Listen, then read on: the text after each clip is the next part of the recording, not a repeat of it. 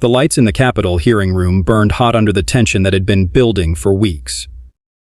The hearing was broadcast live on multiple networks, framed as a bipartisan panel on the role of media and misinformation in modern politics. Seated at the polished oak table were lawmakers, journalists, and political commentators from both sides of the aisle. Among them sat Congresswoman Jasmine Crockett, fierce, unyielding, and known for speaking truth even when it made people uncomfortable. Opposite her sat Karoline Leavitt, a rising conservative media figure with a sharp tongue and a reputation for crossing lines. The exchange began civilly, a discussion on journalistic integrity, until Crockett called out the racial bias in political reporting. "Let's not pretend that coverage isn't shaped by race, gender, and fear," she said, calmly. Karoline's smile twisted. "Oh please, Jasmine," she snapped. "If you don't like how America does things, maybe you should just go back to Africa." The room froze. It was the kind of silence that swallows sound, even on television. For a moment, the world stopped. Jasmine blinked once, twice, and then leaned forward slowly, placing her pen down. "Would you like to repeat that on record?" she asked, voice like stone. Karoline smirked, suddenly aware of what she'd done, and too proud to walk it back. "I said what everyone's thinking," she muttered. Reporters' fingers flew across keyboards, and camera operators zoomed in. America watched in stunned silence, waiting to see how Jasmine Crockett would respond. Jasmine didn't raise her voice. Instead, she folded her hands neatly on the table and began to speak, not to Karoline, but to the cameras. "My ancestors were brought here in chains," she began. "Built the economy that people like you benefit from, and were told for centuries to be grateful for scraps. But we didn't go anywhere. We stayed. We built. We fought for rights you were born with. And now, I sit here, elected by the people, to make sure women like you don't get away with rewriting history for views and clout." Her voice was calm but crackling with a quiet fury. "You can't bully truth into submission, and you can't send Black Americans back to a continent we were stolen from. We are home. This is ours too." The room broke into low murmurs. Some senators looked away, others blinked in disbelief.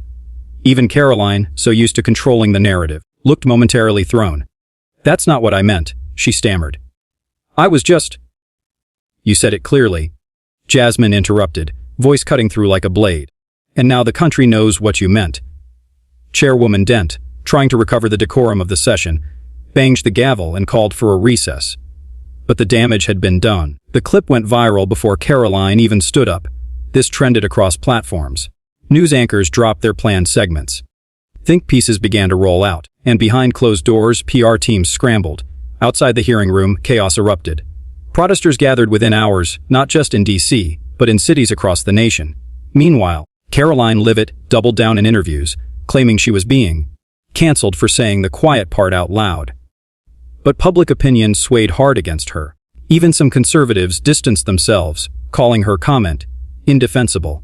Behind the scenes, pressure mounted on party leaders to rebuke her, and advertisers began pulling funding from media outlets that gave her a platform.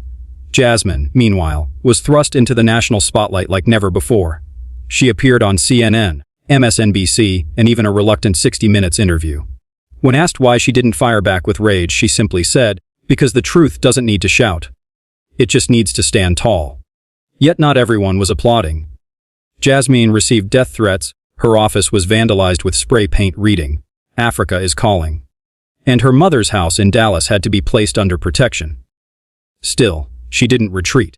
In one powerful moment, she stood on the Capitol steps before a sea of journalists and said, "Every time someone tells us to go back, we rise higher, and remind them that we never left." That quote became the banner of a new movement. Schools played the clip in classrooms.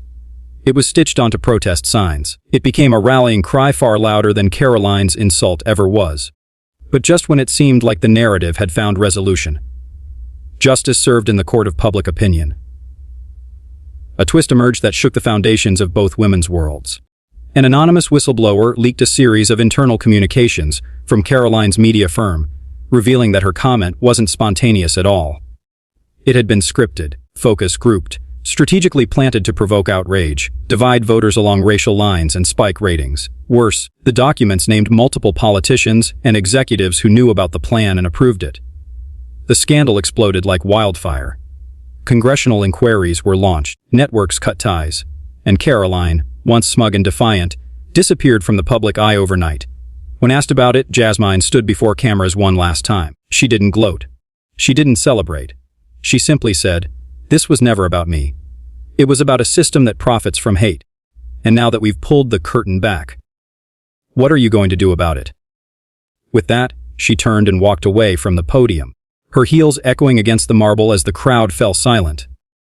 America had just witnessed more than a comeback.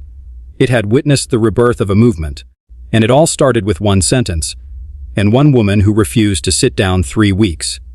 After Jasmine Crockett's walk-away moment shook the nation, the fallout spread like a virus infecting every branch of political and media power. Congressional hearings were hastily assembled to investigate the leaked documents, which outlined a chilling conspiracy. Karoline's comment had been carefully crafted as part of a disinformation strategy meant to stir racial tensions ahead of a crucial election cycle. Emails, Slack messages, and voice memos revealed a cabal of conservative strategists, billionaire donors, and network executives. They had built the perfect outrage machine, and Jasmine, unknowingly, had detonated it. One email in particular sent shockwaves through Washington. It read, "We feed the outrage, and they'll keep watching. The more offended she gets, the more clicks we get." Jasmine sat silently as the document was read aloud in the Ethics Committee hearing. A single tear rolled down her cheek, not from pain, but from exhaustion. "So I was never the target," she finally said aloud. "Just the tool." The room fell silent. One Republican senator leaned forward. "Congresswoman Crockett, what do you suggest we do now?" Jasmine's answer was simple. "Burn it all down and rebuild it. We need a media system that serves democracy, not ratings." Outside of Capitol Hill, public pressure reached a boiling point. Protests evolved into mass boycotts. Advertisers abandoned entire networks, leading to layoffs and emergency board meetings. Media executives went into hiding, some even fleeing the country as subpoenas loomed. The FBI launched an investigation. Meanwhile, Jasmine began organizing a coalition of bipartisan lawmakers, journalists, educators, and activists under a banner she called the Unmuted Majority. Their goal was clear: dismantle systems of racial manipulation and bring accountability to media platforms that weaponized identity for profit. During one televised town hall in Atlanta, Jasmine addressed a crowd of nearly 10,000. "We've been played for decades," she said. "Pitted against each other while a handful of powerful voices profited from division. Not anymore." Her voice broke as she continued, "They tried to turn me into a trigger. Instead, I became a mirror, and they couldn't stand what they saw."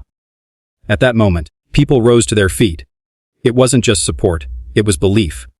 Jasmine wasn't just defending herself anymore. She was leading a movement that made everyone ask, who benefits when we hate each other? But the empire didn't fall quietly. Karoline Leavitt resurfaced in a leaked podcast recording from a safe house in Montana. In it, she bragged about the chaos she'd helped unleash, claiming, the country needed a little racial fire to keep the ratings hot. The audio, drenched in arrogance and disdain, became the final nail in the coffin. Federal agents arrested her within 48 hours for her role in a larger misinformation for profit scheme. Yet just when it seemed that justice was being served, an anonymous hacker group, calling themselves CIVIX, released a classified memo titled Crockett Compromise. The document appeared to show Jasmine's name linked to a past intelligence operation involving a deep cover racial unity campaign, suggesting that her political rise may have had secret strategic support from intelligence allies. The memo was vague, redacted, and unconfirmed, but the damage was instant. Media skeptics turned on her. Supporters began to question the narrative. Jasmine responded swiftly, calling a press conference where she stared into the lens and said, "If I'm part of a conspiracy to bring people together, then I plead guilty. But don't let fear rewrite what you saw with your own eyes. I spoke truth when it was dangerous. Now, ask yourselves, who's trying to make you forget it?" In the final scene of this chapter, Jasmine stood alone on the steps of the Lincoln Memorial.